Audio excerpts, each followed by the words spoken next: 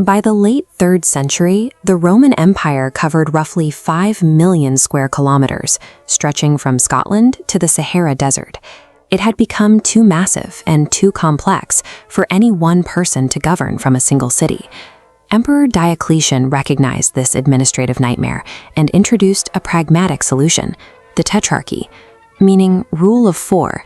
This system split the empire's leadership among 4 co-rulers who shared the geographic burden. It was an honest admission of Rome's limits, but a shared power structure requires trust, and in reality, this system only functioned because of Diocletian's personal authority and sheer capacity for intimidation. The moment Diocletian voluntarily retired, the illusion of unity crumbled. The Tetrarchy broke apart immediately, plunging the Roman world into a vicious, multi-faction civil war. Stepping into this chaotic power vacuum was Constantine. He was a brilliant military commander, but he brought a distinct approach to the challenge of seizing and holding power. Winning battles wouldn't be enough. Whoever emerged from this bloodbath was going to need a new ideological foundation to stop the empire from immediately tearing itself apart again. That ideological test arrived in 312 AD, on the eve of a showdown just outside the gates of Rome at the Milvian Bridge. According to historical accounts, Constantine looked up that night and saw a sign in the sky. He reportedly heard a command telling him that by this symbol he would conquer his rivals. The symbol he saw was the Chi Rho.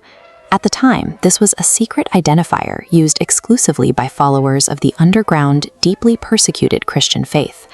Historians still debate the nature of this moment. We have to ask whether this was a genuine spiritual awakening on the eve of battle, or a masterful political calculation to weaponize a rapidly growing, highly organized underground demographic. Whatever his true motivation, Constantine made his gamble.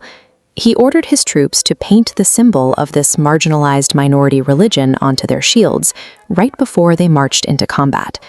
The gamble paid off. He won the battle decisively, taking control of the Western Empire and setting the stage for a massive cultural pivot. He now governed a deeply fractured society.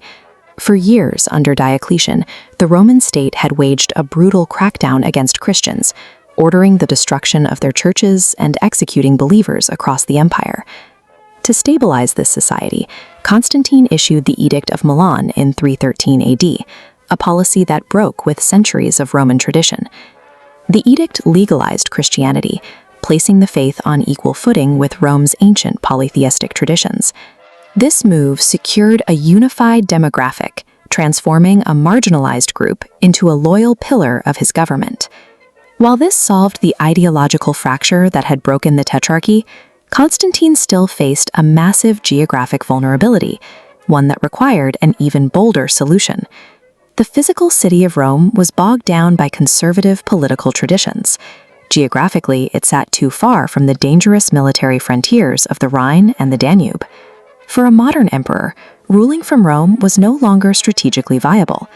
So, in 330 AD, Constantine made a second bold calculation.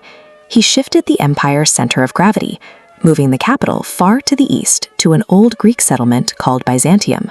He renamed it Constantinople, Constantine's city. He heavily fortified it, treating the location as a fresh start, free from the political baggage of the Roman Senate. This chart highlights the diverging paths of the two halves following the move.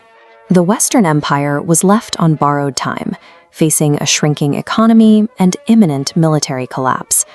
Meanwhile, the Eastern Empire, wealthier and far better positioned geographically, held together and grew.